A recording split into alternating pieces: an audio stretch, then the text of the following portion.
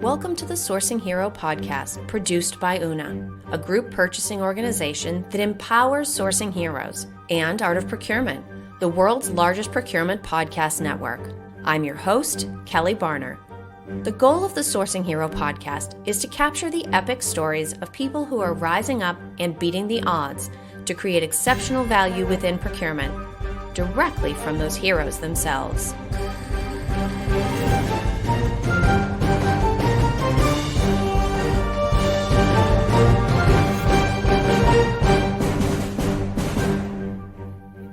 Today, my guest here on the Sourcing Hero podcast is Kris Lance. Kris is a senior director at UNA, a group purchasing organization and the home of the Sourcing Hero. Kris has experience in multiple industries, but a particular focus in healthcare and technology. I also have it on good authority that he's an optimist with a raincoat, so we'll have to ask him more about that. Hi, Kris. Thank you so much for being here with me on the Sourcing Hero. Hey, Kelly. Happy to be here. So I shared a very high-level overview of your background, but for folks that haven't met you or worked with you before, can you share a little bit more detail about your professional experience? Yeah, so right out of college, actually, I went into the retail pharmacy world. That was exciting. I could probably write a book on that. If you fast forward a little bit, I did find myself in the healthcare IT industry here in Kansas City, Missouri. And then just under a decade, maybe it's about 7-8 years after that, I found myself where everything kind of came full circle was in supply chain. And so that's where I am today here at UNA. So I tease about your bio on the site. You guys actually have really fun individual bios up on the UNA website. Mm-hmm. And you're an optimist with a raincoat. So tell me about the backstory or the origin of that tagline. Well, it's just I tend to play devil's advocate. And so while I'm always seeking the silver lining, if the conversation is silver lined, I'm also, what's the worst that could happen? Really just preparing for the worst, but also hoping for the best kind of in all facets of my life, really. So. Well, and I think that mindset is actually going to help us quite a bit as we move into the primary topic that we had planned to discuss today. And this is something that, it's been exciting, and I'll do air quotes, which is terrible for podcasting, but it's been a very exciting time to be in supply chain for the last couple of years. It's been a lot of disruption, but also a ton of opportunity to help people understand why we're important and what we do.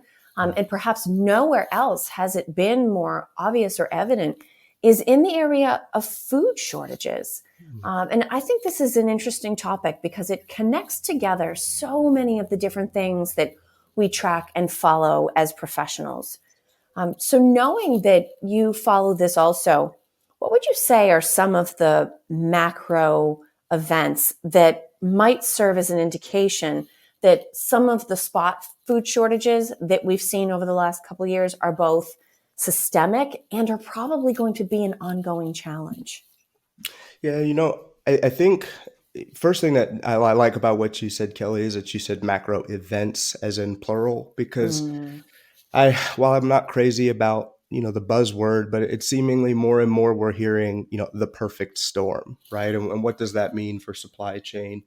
And really, I think that's kind of what, at least me, or we are kind of expecting or hearing kind of towards, I would say, end of summer, start of this fall. Not that end of August, that doesn't mean the sky is on fire, but, I think it's the perfect storm, right? So I was reading an article not too long ago, I would say a week or two, that actually explicitly gave a timeline on 10 weeks of wheat supply left globally.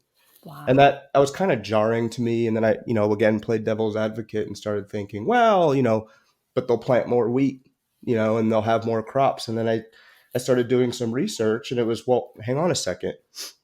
There's some geopolitical issues going on overseas that are actually going to impact about a third of wheat exports on a global scale.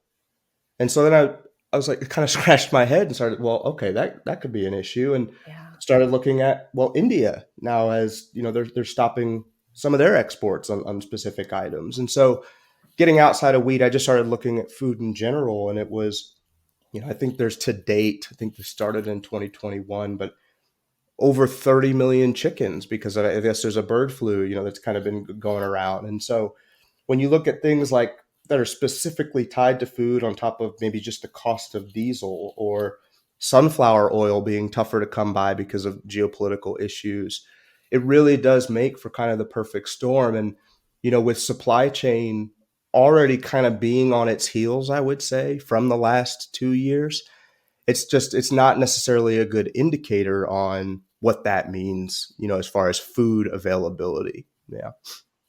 Now, we've spoken very macro, right? But for people that are listening in that want to start to think to themselves, okay, where am I likely to see the impact of this? When we think about the different involved supply chains, are you thinking grocery stores? Is it more wholesale? Are we going to see this changing what's happening in restaurants, whether it's product availability or the prices we pay? Where are you expecting that us as private individuals are actually going to start to see the impact of all these macro events? Yes. So that's a really good question, right? Because for me, with something as essential as food, it's almost every single one of those categories. Now, from, I guess I would say restaurants, are they really going to go without? That's not likely, right? But where you would probably notice it would be on the costs, because that's for all intents and purposes a business. So whether it's indirect, direct spend, I mean, they're going to pay what they need to pay, but those prices are oftentimes passed down, not out of greed, but simply because they have to, right?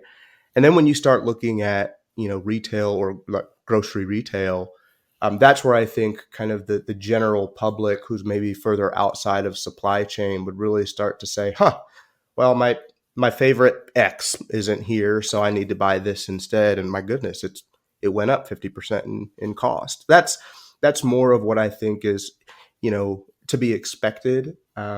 Not so much a catastrophic event, so much as it's not so easy to ignore the reality that things aren't necessarily as available as they were before. Well, and it's interesting too. So I worked in grocery retail, and I think we're also accustomed to both restaurants and grocery stores just sort of operating and having what we want them to have. Mm-hmm. And people don't often stop to think just how narrow the margins are. I mean, Oh, in a grocery store, it can be on some products under 1%.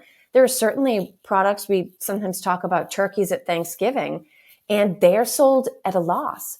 So I think your point about this is not a matter of greed is an important one. There is no buffer to absorb significant, whether it's a fuel increase to transport things to the stores or whether it is actually the food product going up. That buffer is simply not there. And so I think you're probably right. That's where people are going to start to see this hitting them in their wallet, hitting the choices that they make, changing their actual consumer behaviors, which is interesting. very much so. Yeah. Now, hopefully it doesn't come to this, but we talked about being optimistic, but also maybe planning for a worst case scenario. Mhm. With something as large as food supply, especially worldwide, what might a worst case scenario look like? Well, so a worst case scenario, it's on this topic, it's pretty dark. I mean, I think worst case scenario, really what we would see is not just an annoyance or a frustration, but actual famine. Now, I think that also what will come into play there, or maybe the economic health of specific countries, right? But when when the belt starts getting tighter and you need to look at savings, the first thing that stops is usually things like donations. And so if you True. look at maybe roughly 40 countries, right, that are already experiencing famine or knocking on the door of it, without those donations, I mean, it could go to a pretty dark place. Now, again, like I was saying before, I don't think that, oh, well, August is here, the sky is on fire, Kris was Right. wrong. I don't think that's necessarily the case. I think it's more of the fact that it can't be ignored. I think worst case scenario, A lot of the countries overseas they may see, I don't want to say population decreases, but that's inevitably what ends up happening in a famine. So I think, to the best of everybody's ability, taking it seriously, the lack of food availability seriously, would be in their best interest, because the good thing about food, and maybe we'll call it an investment or forecasting and looking ahead, is if you're wrong, you can eat your mistake. Whereas if you're wrong, focusing the other direction, or you don't necessarily take this into consideration, what are you going to do, right? So worst case scenario, it gets pretty dark, but I would trust maybe the powers that be and people using sound judgment to kind of plan for some of those things. Yeah. Now, the good news is we're not there yet. Right. So, it's on the horizon. We're not 100% sure where some of these issues are looming, but we do have some advance notice. And so, what might be some of the strategies that procurement supply chain professionals, the companies that they work for, what are some options that they can take specifically around working with suppliers and managing inventory and all of that to protect themselves against shortages and disruption? Yeah. So yeah, and I like that. I like that question coming out of the, okay, so what's the worst that could happen? So kind of the light at the end of the tunnel that's not a freight train. I could tell you, our sister company, CCPA, they are experts in the food space and in that industry. Some of the things that I know they've been telling is, which is a lot of what we've just kind of learned general practice, through the last 2 years, right? Um, but maybe splitting volume, or being diversifying across suppliers or distributors. I know everybody typically has like at least a couple favorites they would prefer to work with, but when it comes down to running the business, making sure that you have multiple areas or relationships that you can tap into to ensure that you get the product that you need. Another suggestion I've heard that they've made, on the food front, would be sourcing locally. Local suppliers, other small and medium businesses, that do still have their doors open, and forming partnerships there. But I would say, if you have the capital, or if you're one of those organizations who's lucky or blessed enough to make a decision like this, I would say what it's really going to come down to is inventory management. If you're able to order ahead, if you're able to store, and I don't mean long-term survival foods, right? We would be talking about Yeah. food service management groups, so fresh foods. But can you store chicken? Can it be frozen? Different things like that.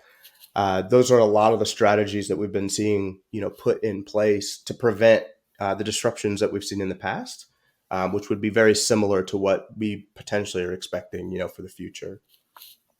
And it does feel like we've been stuck in a Mm. disruptive pattern for a while now, right? And I'll speak for myself. I think I'm through this phase now, but for a little while I was in a phase where I would think, okay, just hang on till it all goes back to normal.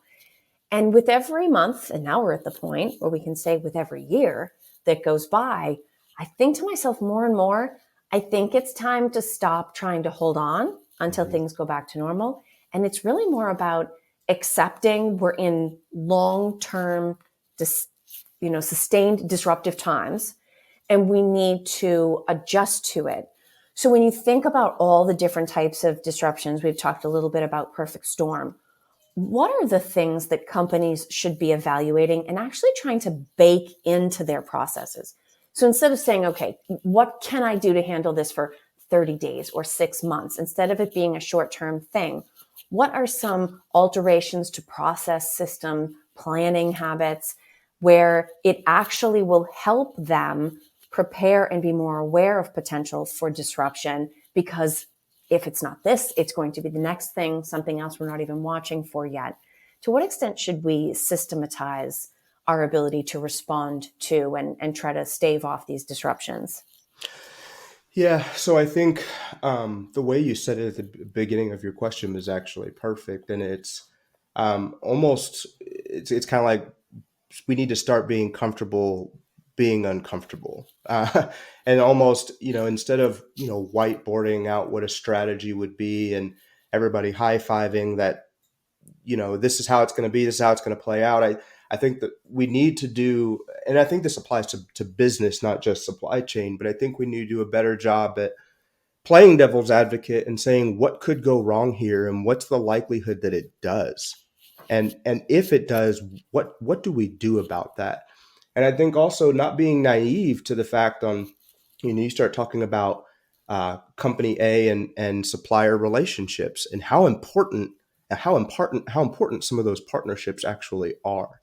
If you're chasing this inevitable race to the bottom, right? What processes, what strategies, what things are we doing in procurement that actually may have hurt our own selves a year and a half down the road? So again, I feel like I'm sounding like a broken record, but it's similar to the last question, where it's you need to be more diversified, need to be more self-reliant as far as it goes, in expecting relief or assistance or aid. If you think that something could go wrong, plan that it does. And then what does that do to your current strategies? And then have that plan B, not as a soft plan B, but as true actionable steps that you can do from a supply chain or a business perspective. Now, Kris, we've had a heavy, focused, important conversation, right? And I think these are the kinds of meaty issues that people in our profession, we have to be able to handle, because whether it's the disruption that we're trying to prevent that will allow food to get to families, or whether it's, as you suggested, making the decision to partner with a local supplier, even if they're smaller, that could be the kind of decision that not only changes the trajectory of your business, but creates a brand new sphere of opportunity for that local company and the people that they employ. And so there's also a lot of upside here. And I think it provides a nice transition to the question that I actually ask everybody that joins me here on the Sourcing Hero, and you're getting a first opportunity to answer this. I'll give you two options, and it's entirely up to you. Either how would you define a sourcing hero, or how would you define what heroism looks like in a business context? Well, so I would say, so to me, kind of heroism in a business context would be one, or a person or an individual who has a tremendous track record of success and achievement, but that's not kind of where their story ends. I would say that they're actually known for helping others and their achievements. And the reason I say that is because at least all the superheroes that were my favorites growing up, there was always a theme of humility. And I think we could all in the world use a little bit more of that. But to me, a hero in business is someone who lifts those around them and elevates everybody around them. It's not just about their successes.